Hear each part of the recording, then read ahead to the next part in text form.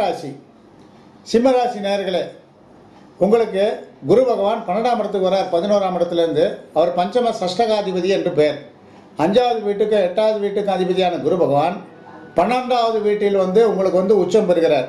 உச்சம் பெற்றாருக்கும் அதை சகடை வாங்குறார். அகடி மன்னன் காடுற்றது விட விகடலாமதி பின் சகட யோகம் தண்ணில் பிறந்தவருக்கு விகடத்தன்பம் சொல்லுவாங்க.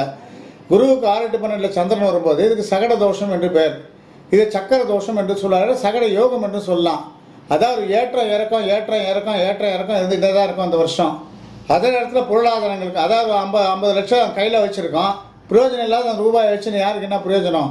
அந்த மாதிரி இருக்கக்கூடிய சில சூழ்நிலைகள் சில சிம்மராசிக்காரர்களுக்கு இருக்கும். வேலை இல்லாதவங்களுக்கு வேலை கிடைக்கும். பட்டம் படித்து பாஸ் பண்ணி முடியாதவங்களுக்கு அதை இந்த வாட்டி மறுபடியும் அந்த எக்ஸாம் எழுதி பாஸ் பண்ணி முன்னேற்றத்துக்கு வந்துருக்கீங்க. தேடுற உத்தியோகங்கள் உங்களுக்கு கண்டிப்பாக கிடைக்கும். தாய் தாப்பங்கிட்ட இருந்த விரோதங்கள்லாம் மாறி குடும்பத்தில் ஒத்துமையாக இருக்கக்கூடிய சில வாய்ப்புகள் உங்களுக்கு கண்டிப்பாக ஏற்படுத்தி கொடுப்பாரு. திடீர் மாற்றங்களை எதிர்பார்க்கலாம். சில பேருக்கு இலக்கா மாற்றமோ அல்லது வீடு மாற்றமோ அல்லது தொழில் மாற்றமோ ஏற்படுறதுக்கு உண்டான வாய்ப்புகள் இருக்குது. எதையுமே யோசித்து சிந்தித்து செயல்பட வேண்டிய ஒரு நாள்.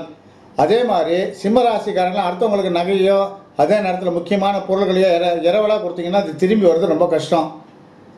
அதே மாதிரி நம்மளை யாருன்னா கடன் கேட்டு அடிக்கடி தொந்தரவு பண்ணால் அவன் 5000 ரூபாய் கேட்டானா ஒரு 50 ரூபா கொடுத்துட்டு இது என்னால் முடிஞ்ச சக்தியை திரும்பி வச்சுங்க, திரும்பி தரவானான்னு சொல்லுங்க. அப்படி தான் இந்த வாட்டி நீங்கள் குரு பயிற்சியிலேருந்து தப்பிச்சிட்டு வரணும்.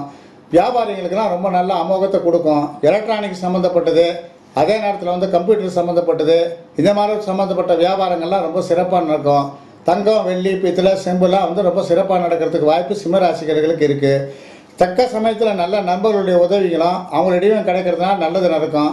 ஆனால் இதுலேயும் ஒரு வெற்றியே நீங்கள் எதிர்பார்த்துட்டு போகலாம். அந்தளவுக்கு கிரக அமைப்புகள் ரொம்ப அமைப்பு நன்னா இருக்குது சிம்மராசிக்கு. அடுத்தபடியாக